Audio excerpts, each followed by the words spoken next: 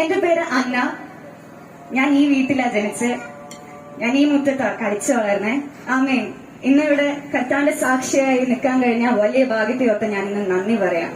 ആമേൻ. ഞാൻ ഇന്ന് എന്റെ ജീവിതത്തിൽ നടന്ന ഒരു അത്ഭുത സാക്ഷ്യം നിങ്ങളുമായി പങ്കുവെക്കാൻ ആഗ്രഹിക്കുക. ഞാൻ 8ാം ക്ലാസ്സിൽ പഠിക്കുമ്പോൾ ഡിസംബർ മാസം 28-ാം തീയതി ഞാനും എന്റെ കസിൻസും കൂടി മമ്മിയുടെ വീട്ടിൽ കളിക്കാൻ പോയി. അങ്ങനെ ഞാൻ സൈക്കിൾ ഓടിച്ച് കളിക്കുകയായിരുന്നു. അപ്പൊ ഒരു കുന്നുണ്ടായിരുന്നു, കുന്നിറങ്ങി ഒരു മതിലായിരുന്നു. ഞാനത് ശ്രദ്ധിച്ചില്ല, നേരെ പോയി മതിലിൽ കയറ്റി ഞാൻ വീണിട്ട് എന്റെ തല ഇടിച്ചിട്ടുണ്ടായിരുന്നു. പിന്നെ ഇവിടെ നല്ല വേദന ഉണ്ടായിരുന്നു. അങ്ങനെ പപ്പയും മമ്മിയും വന്നു, തിരിച്ച് ഞാൻ വീട്ടിൽ വന്നു. അപ്പോഴേക്കും ഞാൻ ആകെ വിളറി, ശരിക്കൊരു വെള്ള പേപ്പർ പോലെ. അവരെന്നെ റോയൽ ഹോസ്പിറ്റലിലോട്ട് കൊണ്ടുപോയി. അവിടുത്തെ കാഷ്വാലിറ്റിയിലെ ഡോക്ടർ ചുമ്മാ തൊട്ട് നോക്കിയിട്ട് പറഞ്ഞു, ഇന്റേണൽ ബ്ലീഡിംഗ് ആണെന്ന് തോന്നുന്നു, ഇവിടുന്ന് മാറ്റിക്കുമെന്ന് പറഞ്ഞു. അങ്ങനെ ഞങ്ങള് അമല ഹോസ്പിറ്റലിലോട്ട് കൊണ്ടുപോയി, തൃശ്ശൂരുള്ള. അവിടെ വെച്ച് അവരെനിക്ക് ആദ്യം അൾട്രാസൗണ്ട് ചെയ്തു. അപ്പൊ അവർക്ക് മനസ്സിലായി ഇന്റേണൽ ബ്ലീഡിംഗ് ഉണ്ട്, എന്റെ ഉള്ളിൽ പറ്റിയിരിക്കാന്ന് വിചാരിച്ച് അവര് എനിക്ക് CT സ്കാൻ ചെയ്യണമെന്ന് പറഞ്ഞ് അതിനുവേണ്ടി പ്രിസ്ക്രൈബ് ചെയ്തു. അങ്ങനെ CT സ്കാൻ ചെയ്യാൻ അവർ ചെയ്ത് റിപ്പോർട്ട് വന്നപ്പം എന്റെ കിഡ്നിക്ക് 4th ഗ്രേഡ് ഇഞ്ചുറി ആണെന്ന് ആ റിപ്പോർട്ട് പറഞ്ഞു. എന്ന് വെച്ചാല് വളരെ സിവിയർ ആയിട്ട് ലിറ്ററലി കിഡ്നിയുടെ പകുതിയില്ല, അങ്ങനെ പൊടിഞ്ഞു പോയൊരവസ്ഥയായിരുന്നു. അങ്ങനെ എന്നെ ICUലോട്ട് മാറ്റിയപ്പം എനിക്കറിയില്ല എന്താ നടക്കണേന്ന്. അപ്പൊ ഇതിന്റെ സിംറ്റം എന്ന് പറയുമ്പോൾ യൂറിനില് ബ്ലഡ് വരും, അങ്ങനെയാണ് ഇതിന്റെ സിംറ്റം. അപ്പോ മൂത്രത്തിന്റെ കൂടെ ചോരയും വരുന്ന അവസ്ഥ. എനിക്ക് യൂറിന് ബാഗ് ഇട്ടിട്ടുണ്ടായിരുന്നു, ട്യൂബ് ഇട്ടിട്ടുണ്ടായിരുന്നു. അപ്പോ സിസ്റ്റർ വന്ന എല്ലാ ദിവസവും ഇത് ക്ലീൻ ചെയ്ത് കൊണ്ടുപോകും. അപ്പൊ ആദ്യത്തെ ദിവസം ഞാൻ അപ്പുറത്തെ ചേച്ചീനെ നോക്കി ഇത് കൊണ്ടുപോകണുണ്ടപ്പോ പാവം ചേച്ചി ചോരയൊക്കെയാ വരണേ. പിന്നെ ബാഗ് എന്റെ അടുത്ത് കൊണ്ടുവന്ന് വെച്ചപ്പോഴാണ് എനിക്ക് മനസ്സിലായത് എന്റെ ചോരയാണ്.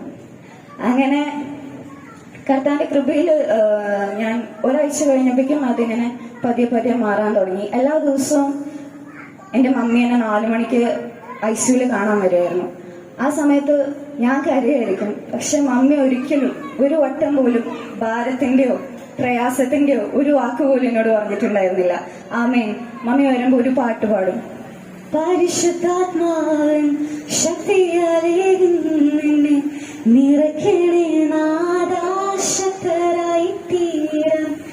അങ്ങനെ ശക്തി നിറച്ചിട്ട്, പരിശുദ്ധാത്മാവിന്റെ അഗ്നി നിറച്ചിട്ട് മമ്മി പിന്നെ പോവായിരുന്നു. അങ്ങനെ ഒരാഴ്ചക്ക് ശേഷം എന്നെ തിരിച്ച് റൂമിലോട്ട് മാറ്റി. ഞാൻ വീട്ടിലോട്ട് വന്നു. എല്ലാം ഭേദമായെന്നുള്ള പോലെ ഞാൻ വീട്ടിലോട്ട് വന്നു. പക്ഷെ 3 ദിവസത്തിന് ശേഷം വീണ്ടും എന്റെ യൂറിനിൽ ബ്ലഡ് വരാൻ തുടങ്ങി. അങ്ങനെ വീണ്ടും എന്നെ അമലയിലോട്ട് തിരിച്ചു കൊണ്ടുപോയി. അവർ CT സ്കാൻ വീണ്ടും ചെയ്തപ്പം പറഞ്ഞു, എന്റെ കിഡ്നിയുടെ മേലത്തെ 4 വെയിൻ പൊട്ടിയിരിക്കുകയാണെന്ന് പറഞ്ഞു. 4 വെയിൻ പൊട്ടിയിരിക്കാന്ന് പറയുമ്പോൾ അതിൽ ഇങ്ങനെ ചോര ലീക്കായി, അതുകൊണ്ടാണ് എന്റെ യൂറിനിൽ ബ്ലഡ് വന്നുകൊണ്ടിരിക്കുന്നത്. അങ്ങനെ ഞാൻ ഒരു ദിവസം റൂമിൽ കിടക്കാന്ന് വെച്ചാൽ ഹോസ്പിറ്റലിൽ റൂമിൽ കിടക്കുമ്പോൾ പെട്ടെന്നൊരു വേദന കയറി വന്നു. അപ്പൊ ഞാൻ പപ്പേനെയും മമ്മീനെയും വിളിച്ചു. അവർ രണ്ടുപേരും എന്റെ അടുത്ത് കിടന്ന് ഉറങ്ങുക. അവർ വിളിച്ചിട്ട് പറഞ്ഞു, മമ്മി വേദനയ്ക്കുണ്ട്. ലൈറ്റ് ഇട്ട് നോക്കിയപ്പം ബെഡ് നിറച്ച് ബ്ലഡ് എങ്ങനെ കിടക്കുക. ഞാൻ ആ ചോരയ്ക്ക് നടക്കാൻ ഞാൻ കിടക്കുന്നുണ്ട്. എനിക്ക് എന്താ നടക്കണേന്നൊന്നും അറിയില്ല. ഐ വാസ് ഇൻ ലൈക്ക് ഒരു സബ് കോൺഷ്യസ് പോലെ ആയിരുന്നു. അപ്പൊ സിസ്റ്റർ വന്നിട്ട് എന്റെ പ്രഷർ നോക്കിയപ്പോ പറഞ്ഞു, 30-40 ഉള്ളൂ, ക്രിട്ടിക്കൽ സ്റ്റേജ്, വേഗം തന്നെ ICUലോട്ട് മാറ്റണം എന്ന് പറഞ്ഞു. അപ്പൊ എന്നെ ICUലോട്ട് കൊണ്ടുപോകുമ്പോ എന്റെ മമ്മി പപ്പയും കരഞ്ഞില്ല. അവര് കർത്താവിനെ ആരാധിച്ചു. ആമേൻ. അവർ കരങ്ങളെ അടിച്ച്, അപ്പുറത്തെ റൂമിൽ പേഷ്യൻസ് ഉണ്ടോ നേഴ്സ് ഉണ്ടോ എന്നൊന്നും നോക്കിയില്ല. അവർ കരങ്ങളടിച്ച് അവിടെ വെച്ച് ആരാധിച്ചു. ഹല്ലേലൂയ. അന്ന് കുറച്ച് കഴിഞ്ഞപ്പോ തന്നെ സിസ്റ്റർ വന്നിട്ട് പറഞ്ഞു, ക്രിട്ടിക്കൽ സിറ്റുവേഷൻ ഒക്കെ ഓവർകം ചെയ്തു, നോർമലായി, പ്രഷർ ബാക്ക് ടു 70-80 ആയി. അങ്ങനെ അതിനുശേഷം ഡോക്ടേഴ്സ് പറഞ്ഞു, ഈ 4 വെയിന് സ്റ്റെൻഡ് ഇടണം. എന്ന് വെച്ചാൽ നമുക്ക് ഹാർട്ടിന് ബ്ലോക്ക് വരുമ്പോൾ സ്റ്റെൻഡ് ഇടുന്ന പോലെ ആൻജിയോ എംബലൈസേഷൻ എന്ന് പറഞ്ഞൊരു പ്രൊസീജിയർ വഴി എന്റെ കിഡ്നിയുടെ വെയിനുകൾക്ക് സ്റ്റെൻഡ് ഇടണമെന്ന് പറഞ്ഞു. അങ്ങനെ സ്റ്റെൻഡ് ഇടാനായിട്ട് ഞങ്ങൾ ആസ്റ്റർ മെഡ്സിറ്റി എന്നുള്ള കൊച്ചിയിലുള്ള ഹോസ്പിറ്റലിലോട്ട് മാറി. അവിടെ വെച്ച് എന്നെ നേരെ കാത്ത് ലാബിലോട്ടാണ് കൊണ്ടുപോയേ. ആമേൻ. അപ്പൊ എന്റെ ബ്ലഡ് കൗണ്ട് 6 ആണ്. അങ്ങനെ കാത്ത് ലാബിലോട്ട് കൊണ്ടുപോകുമ്പോൾ എന്റെ പേരൻസ് 80,000 രൂപ എന്റെ പ്രൊസീജിയറിന് വേണ്ടി അവിടെ കെട്ടിവെച്ചിട്ടുണ്ടായിരുന്നു. ഈ പ്രൊസീജിയർ കഴിയുമ്പോൾ സക്സസ്ഫുൾ ആവണം എന്നുള്ള ഇതിലാണ് അവർ 80,000 രൂപ കെട്ടിവെച്ചത്. അങ്ങനെ എന്നെ കാത്ത് ലാബിൽ കൊണ്ടുപോകുമ്പോൾ എന്നുവെച്ചാൽ ഓപ്പറേഷൻ തിയേറ്ററിലേക്ക് എന്നെ മാറ്റുമ്പോൾ പപ്പയും മമ്മയും അതിന്റെ പുറത്ത് മുട്ടുകുത്തി എനിക്ക് വേണ്ടി പ്രാർത്ഥിച്ചു. അവര് മാത്രമല്ല, സഭയിലെ ഓരോ അംഗങ്ങളും എനിക്ക് വേണ്ടി പ്രാർത്ഥിച്ചു. ആമേൻ. എന്റെ റിലേറ്റീവ്സ്, എന്റെ ഫ്രണ്ട്സ് എല്ലാവരും എനിക്ക് വേണ്ടി പ്രാർത്ഥിച്ചു. അങ്ങനെ അവര് എന്റെ ശരീരത്തിൽ എൻഡോസ്കോപ്പി എന്ന വഴി ക്യാമറ അകത്ത് കയറ്റി, എന്താ ഇത് നടക്കണമെന്ന് അറിയണമല്ലോ, അങ്ങനെ ക്യാമറ അകത്ത് കയറ്റി അവർ പരിശോധിക്കാൻ തുടങ്ങി. ആമേൻ. ഇത് 40 മിനിറ്റിന്റെ പ്രൊസീജിയറാണ്. അവര് വെയിൻ പൊട്ടിയത് എവിടെയാണെന്ന് കണ്ടുപിടിക്കാൻ വേണ്ടി ക്യാമറ അകത്ത് കയറ്റി, കാണുന്നില്ല.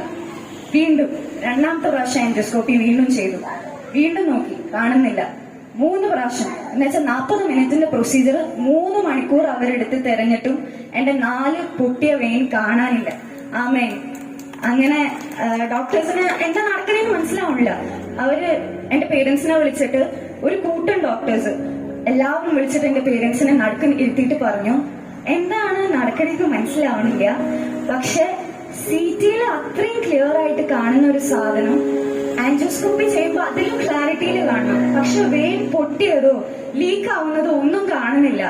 This is such a medical history എന്ന് പറഞ്ഞ്, മെഡിക്കൽ മിറാക്കിൾ എന്ന് പറഞ്ഞ്, it is like a medical ഹിസ്റ്ററിയിലെ മിറാക്കിൾ എന്ന് പറഞ്ഞു. ആമേൻ. ഹല്ലേലൂയ.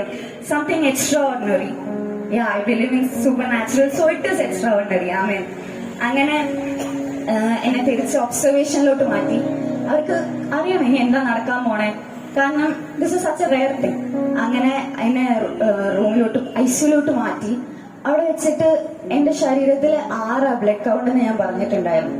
തിങ്കളാഴ്ച എന്റെ ബ്ലഡ് കൗണ്ട് 6 ആയിരുന്നത് ബുധനാഴ്ച ആകുമ്പോഴേക്കും 12 ആയി. അമലയിൽ കിടക്കുമ്പോ 4 കുപ്പി ചോര എന്റെ ശരീരത്തിൽ കയറ്റിയിട്ടുണ്ടായിരുന്നു. ആമേൻ. പക്ഷെ എന്റെ അമ്മയും പപ്പയും പറയുമായിരുന്നു, മനുഷ്യരുടെ രക്തമല്ല എന്റെ മോളുടെ ശരീരത്തിലൂടെ ഓടണ്ടേ, കർത്താവിന്റെ ബ്ലഡാന്ന് പറയുമായിരുന്നു. ആമേൻ. ആ കയറ്റിയ ബ്ലഡ് മൊത്തം യൂറിനിലൂടെ പോയി. പക്ഷെ ആ 2 ദിവസം കൊണ്ട് ഒരു കുപ്പി ബ്ലഡ് പോലും കയറ്റാതെ 6 എന്നുള്ള കൗണ്ട് നേരെ 12 ആയി ഉയർന്നു. ആമേൻ. ഹല്ലേലൂയ. അങ്ങനെ എന്നോട് പറഞ്ഞിട്ടുണ്ടായിരുന്നത്, നമുക്ക് 10ാം ക്ലാസ് ഞാൻ 8ലായിരുന്നു. അപ്പൊ 8ാം ക്ലാസ് നമുക്ക് ഒന്നും കൂടി പഠിക്കാം, കാരണം 2 മാസം പോയി. അവസാനത്തെ എക്സാം എഴുതണമെങ്കിൽ അറ്റ്ലീസ്റ്റ് 2 മന്ത്സിന്റെ പഠിപ്പ് വേണം, എന്നാലാണ് അവസാനത്തെ എക്സാം എഴുതാൻ പറ്റുള്ളൂ എന്ന് പറഞ്ഞു. എന്നാലും അന്ന് ഫെബ്രുവരി അവസാനം ഡോക്ടറെ കാണാൻ പോയപ്പോ ഡോക്ടർ പറഞ്ഞു, അടുത്ത ആഴ്ച തൊട്ട് സ്കൂളിൽ പോയിക്കും. എന്റെ സ്കൂളും എന്നെ ആ എക്സാം എഴുതാൻ സമ്മതിച്ചു. അങ്ങനെ ഞാൻ ആ എക്സാം എഴുതി. ലൈക്ക് കിഡ്നിക്ക് മൊത്തത്തില് ആ ഫോട്ടോ എന്റെ കയ്യിലുണ്ട്.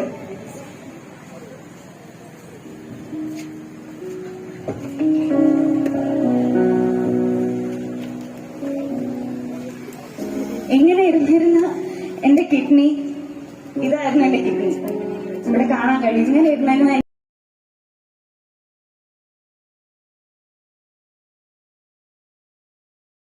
കിഡ്നി 2 ആഴ്ചക്കുള്ളില് ഡോക്ടറിനെ തിരിച്ചു പോയി കണ്ടപ്പം ഒരു സ്കാർ മാത്രമേ ഉള്ളൂ എന്ന് പറഞ്ഞു. ആമേൻ. അങ്ങനെ ഞാൻ അടുത്ത ആഴ്ച തൊട്ട് സ്കൂളിൽ പോകാൻ തുടങ്ങി. അതുവരെ ഞാനൊരു ആവറേജ് സ്കോറർ ആയിരുന്നു. എന്നാൽ ആ എക്സാമിന് എനിക്ക് 89%, എന്ന് വെച്ചാൽ അതുവരെ സ്കോർ ചെയ്തതിലും അധികമായിട്ട് കർത്താവ് എനിക്ക് തന്നു. ആമേൻ. അന്ന് ഹോസ്പിറ്റലിൽ 80,000 രൂപ എനിക്ക് ആ പ്രൊസീജിയറിന് വേണ്ടി കെട്ടി വെച്ചിട്ടുണ്ടായിരുന്നു. ആ 80,000 രൂപ അവർ തിരിച്ചു തന്നു, കാരണം ഒന്നും ചെയ്തില്ല. അതുകൊണ്ട് ആ 80,000 രൂപ ഞങ്ങൾക്ക് തിരിച്ചു തന്നു. ഹല്ലേലൂയ.